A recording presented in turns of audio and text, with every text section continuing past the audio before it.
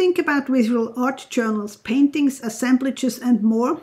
If you like it like I do, then you are right here. Hi, I'm Bea Grob and I love to inspire you.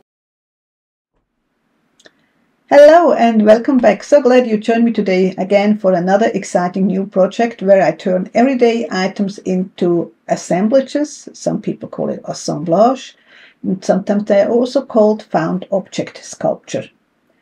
It is basically putting trash to treasure in a 3D form. That's what I would describe it as.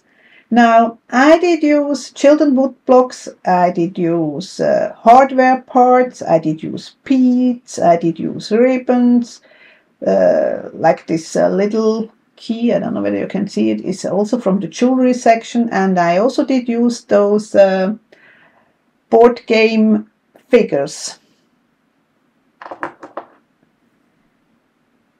You're gonna see later how I turn this pieces together to form a cute dog. I'm only going to show this guy here.